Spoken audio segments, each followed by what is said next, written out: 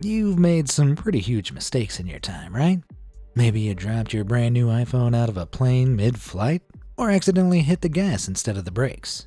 But whatever your goof up was, it could have been a lot worse, and way more expensive.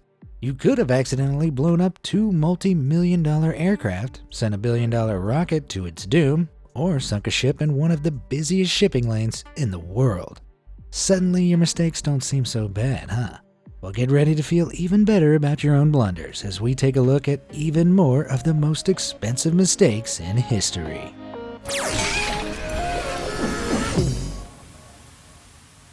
One costly typo. Okay, confession time. I make typos all the time, but none of my embarrassingly misspelled text or tweets could come close to the mistake that eBay seller Collector Dan made back in 2007.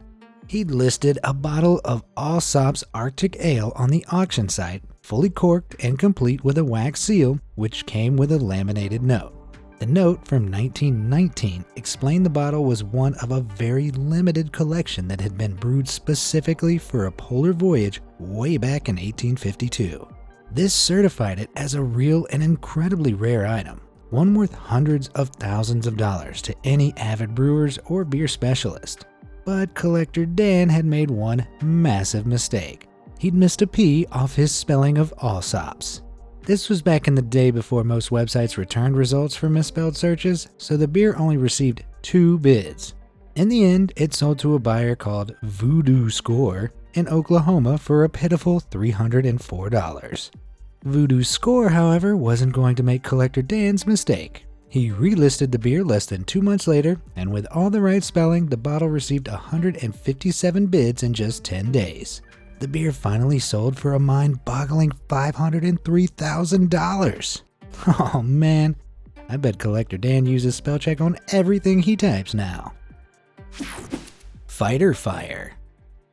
Did you know that a single 20mm round for an M61 Vulcan, a rotary cannon found on some fighter jets, costs $27? That's pretty expensive, but not as expensive as the chaos a single bullet can accidentally cause, as a mechanic at Belgium's Florens Air Base found out. Back in 2018, this mechanic was working on an F-16 fighter jet in one of the base's hangars, while another F-16 was being refueled nearby. But then somehow, they accidentally fired one of the fighter jet's Vulcan cannons. The shots hit the refueling F-16, setting it ablaze and damaging the other one in the process. Despite the speedy response of the firefighters, the $18 million aircraft was destroyed. Alongside the damage to the second aircraft, it's estimated the destruction was somewhere in the region of $27 million, and all from a few bullets. Or was it? In official press statements, there was no mention of an accidental misfire, just that a fire broke out on the base, taking the 2 planes with it. But headlines would suggest that the mechanic's misfire was definitely to blame for this expensive mistake. What do you think? Was this one expensive mechanical mishap, or is the source of the fire so embarrassing the Belgian Air Force don't want us to know what really happened? Let me know your thoughts down in the comments. The Ever Given. Unless you were living under a rock in 2021, you probably heard the name Ever Given mentioned in the news. This 1,312-foot behemoth is one of the longest container ships in the world and is able to transport more than 20,000 containers at a time. For perspective, this thing is longer than the Empire State is tall, minus its antenna. Now on March 23, 2021, the Ever Given was traveling through the Suez Canal, an essential Egyptian waterway which acts as a shortcut for vessels traveling from Europe to South Asia.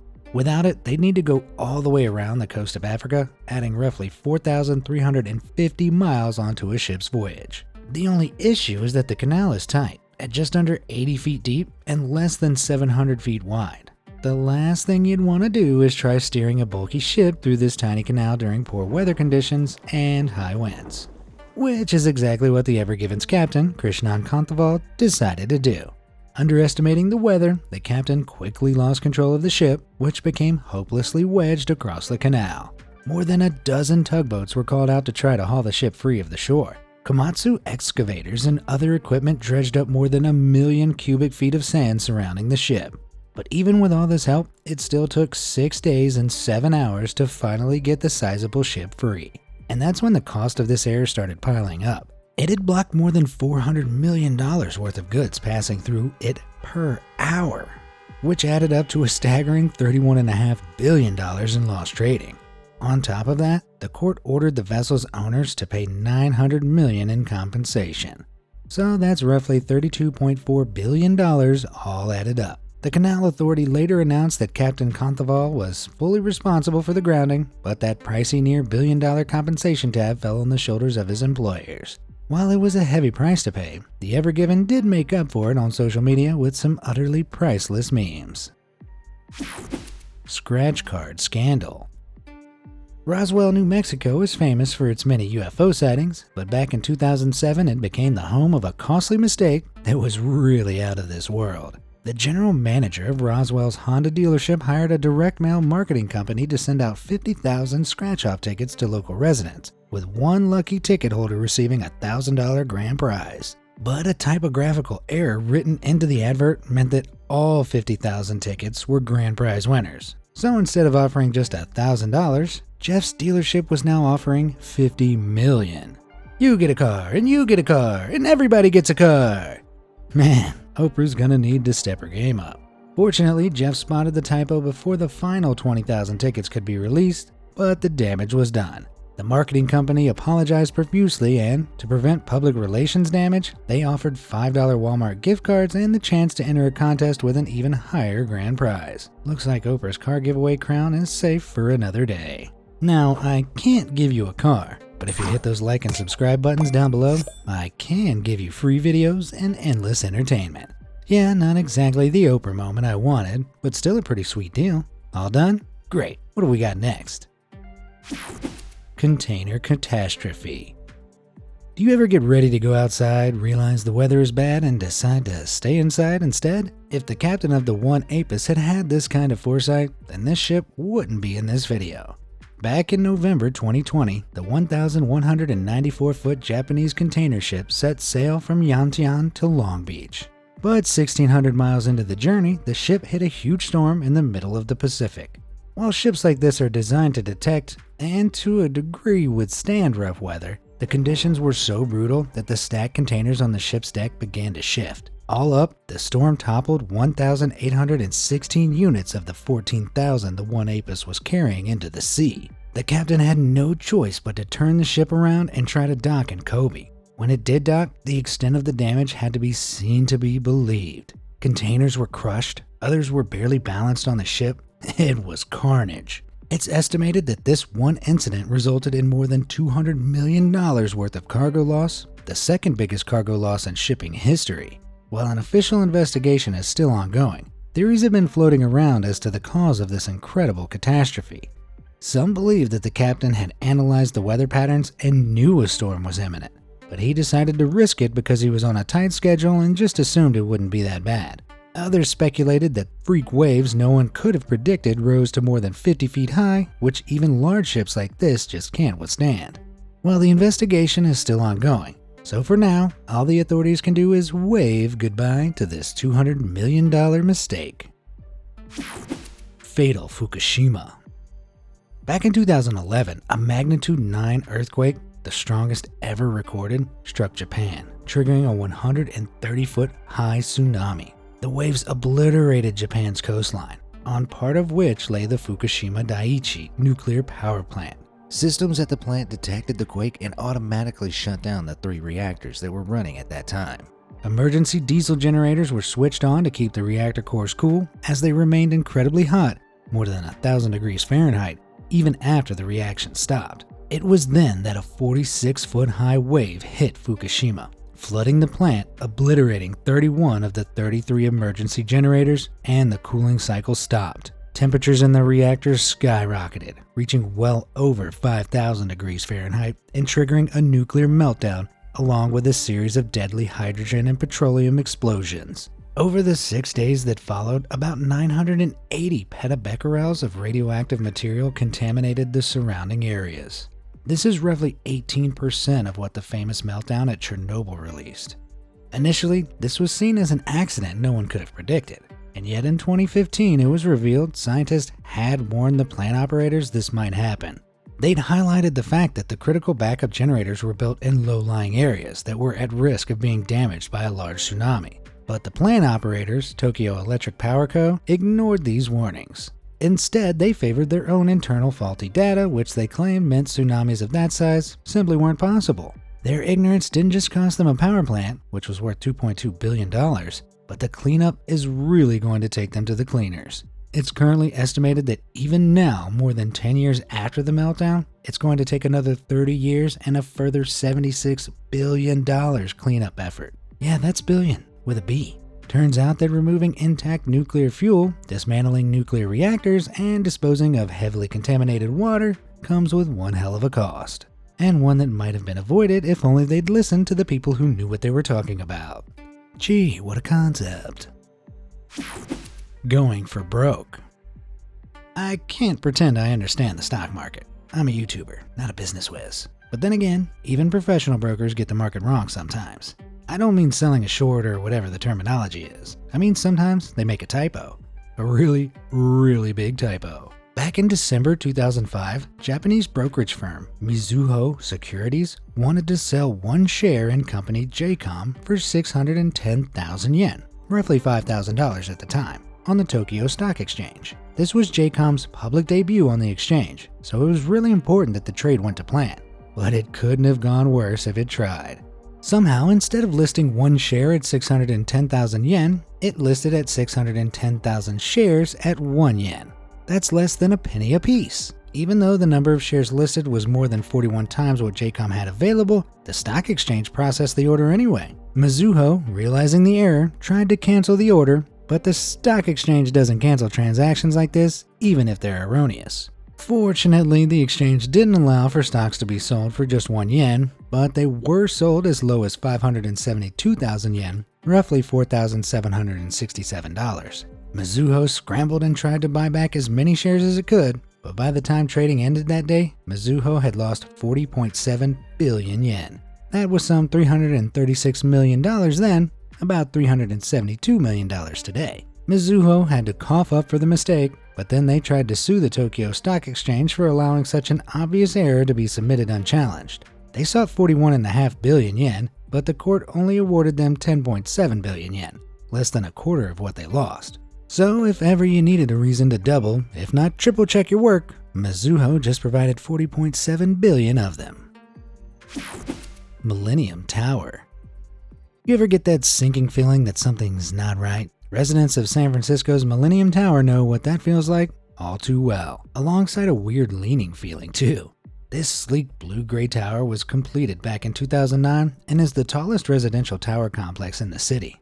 Residents quickly bought up over $100 million worth of luxury condos, but then things started to go wrong. The 58-story luxury complex was tilting. By 2016, it was revealed the main tower had sunk down and started to lean. It was eventually revealed that the tower hadn't been built into a solid bedrock, but into deep, dense sand. While the building wasn't at risk of keeling over, property values of the apartments plummeted, and the lawsuits began. The developers blamed nearby construction efforts, which broke ground 2 years after the tower was completed. They dewatered the surrounding area, which made the construction site safe, but also compressed the dense sand and caused the Millennium Tower next to it to settle. But then documents were uncovered showing that the city's building inspection department knew there was a chance of this happening and let residents move in anyway. It was a huge scandal, but that wasn't the worst part. By 2018, the sinking had increased to 18 inches with a lean of 14 inches. Then on September 8th, residents began to hear cracking and popping. The pressure of the lean had begun to break the building's windows, and cracks were appearing in its stonework. To fix it, the initial plan was to drive 52 piles into the bedrock in the north and west side of the scraper. It's a construction project that'll cost about $100 million over the course of 10 years to fix, although that's the low end of the estimate. Complications could see that price rise as high as $500 million, depending on the works needed. And considering that the building's total tilt at the top now is 26 inches, an increase of 10 inches since the so-called fix of the building began in 2020, I think this is going to be one incredibly costly fixer-upper. Tianjin Blast. At 11:30 p.m. on August 12, 2015, the Chinese port city of Tianjin was suddenly rocked by a series of massive explosions. They were so huge that they triggered earthquakes ranging from 2.3 to 2.9 magnitude, and the explosions themselves could even be seen from space. Shockwaves ripped through the city, damaging buildings and claiming the lives of nearly 200 people. But what caused such a huge series of explosions? Well, at 10:50 p.m., around 40 minutes beforehand, there were reports of a fire at a warehouse in the Banhai New area. But this wasn't just any warehouse. It was a hazardous chemical storage facility containing thousands of tons of sodium cyanide, sodium nitrate, and potassium nitrate. Really volatile and highly explosive stuff. It turned out that safety regulations requiring public buildings and facilities to be built more than 1 kilometer away from the hazardous site simply hadn't been followed. That meant none of the locals were aware of the danger they were in.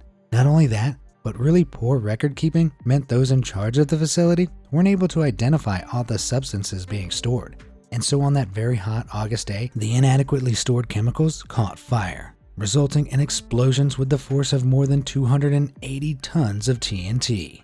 Alongside the loss of human life, hundreds of buildings and brand new Renault, Volkswagen, Hyundai, and Kia cars waiting to be shipped out from the port were all but destroyed.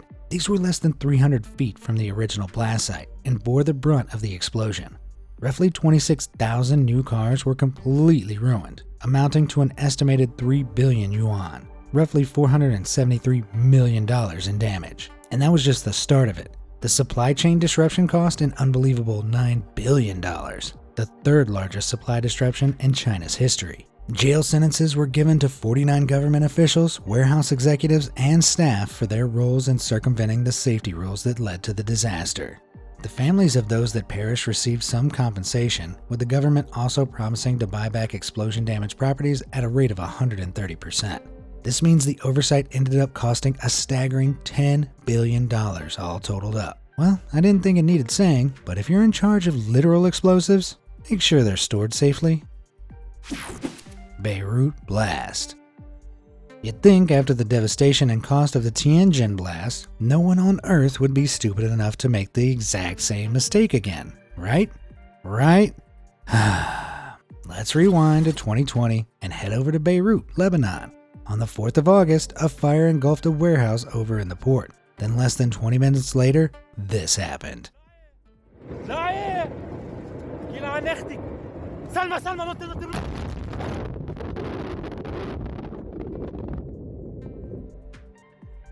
Unbelievably, this blast was almost 5 times the size of the one witnessed in Tianjin and released a shockwave that physically shook the entire country of Lebanon. But as it would shockingly turn out, the root cause was the exact same. These warehouses were being used to store more than 3,000 tons of explosive ammonium nitrate, which had been confiscated from a rogue ship in Beirut's waters more than 6 years before. Its cargo was seized and transported to the port's Warehouse 12. But even though officials knew what the cargo was, they failed to store it properly. It was an accident just waiting to happen.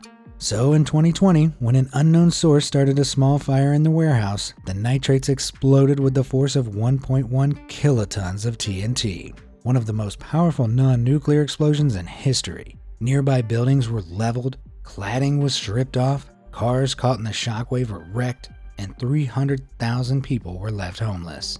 The scale of the devastation was unbelievable, and the cost hit hard. The insurance losses alone are thought to have reached $3 billion, with the blast estimated to have caused more than $15 billion in economic damages. Can't believe I have to say it again. If you've got explosive materials, store them correctly. It really shouldn't be that hard to understand. Challenger disaster. On January 18, 1986, the U.S. Space Shuttle Challenger achieved liftoff from its launch site in Cape Canaveral. It had been delayed for several days because of bad weather and technical problems, but now it was finally happening. All systems seemed nominal, the weather looked good, and the 7 crew on board were ready. But then, 73 seconds into the flight, this happened.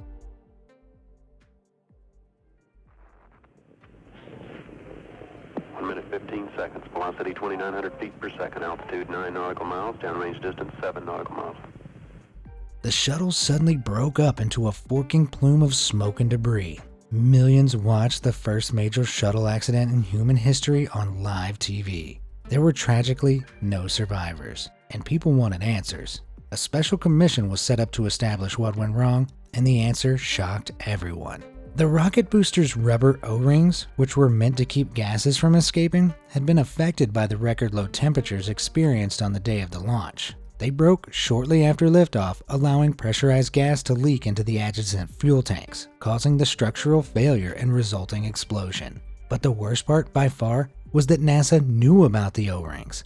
Alan McDonald, an engineer working as a contractor for NASA, had refused to approve the rocket for launch because he was concerned about the O-ring's ability to work in such cold temperatures. But NASA decided not to listen to McDonald's warning, as they were under pressure to launch a minimum of 24 missions a year. And so they proceeded with the launch. And sadly, it wasn't just the lives of the crew this unbelievable oversight cost. The Challenger rocket cost roughly $1.5 billion to develop and build back in the mid-1970s. The cost of replacing the Challenger, with all the fixes to the many design flaws it had, plus all the onboard equipment, came in at more than $3.2 billion. That's $4.7 billion altogether. Sheesh. Adjusted for inflation, that's roughly $24.5 billion today. I think he was too much of a gentleman to say anything, but I bet Alan really wanted to say, "Told you so." The MV Tricolor. On the 14th of December 2002, at 2 a.m., the MV Tricolor was sailing over the English Channel. The 55,000-ton, 627-foot car-carrying behemoth was transporting 2,871 luxury cars from Zeebrugge to the port of Southampton. Chugging along through the thick fog, another smaller ship, the Kariba, was traveling alongside the Tricolor. Then, suddenly, disaster struck. The Kariba, without warning, veered sharply, crashing into the Tricolor. 30 minutes later, the Kariba, still afloat but heavily damaged, miraculously made its way into the nearest port. The Tricolor, however, had capsized onto its port side in the shallow English Channel. Luckily, the 24 crew all evacuated in time. No lives were lost, but roughly $100 million worth of luxury cars were. So what happened exactly? Well, the two ships were traveling along a very busy shipping lane when a third ship, the Clary, was passing in front of them. The Kariba sped up to try and overtake the Tricolor, but the Tricolor didn't slow, with its helmsman clearly having the same idea. What's more, the Clary was understaffed, and so wasn't able to take any avoiding action in time. What's really incredible though, is that in the 15 minutes leading up to this event, none of the three ships used their foghorns or radios to communicate with one another. And so the Kariba, unsure of the Clary's intent, accidentally rammed the Tricolor. All three vessels were found to be at fault, but that was just the start of the Tricolor's problems. It was a year before the ship could be salvaged, with the SMIT salvage team splitting the wreck into 9 sections over the course of 3 months. They did this by assembling 2 work platforms on either side of the wreck and used a large cutting wire to slice the sections up. The detached sections were then hoisted up, placed on a barge, and transported back to Zeebrugge to be scrapped. None of the luxury cars could be saved. The grueling extent of the salvage alone cost $40 million, and combined with the loss of the luxury cargo, it brought the total cost of this failure up to an eye-watering $140 million. That's enough to give anyone a sinking feeling. Which of these expensive mistakes did you think was the worst? And have you ever made a super expensive mistake that could contend with any of these? Let me know down in the comments below. And as always, thanks for watching.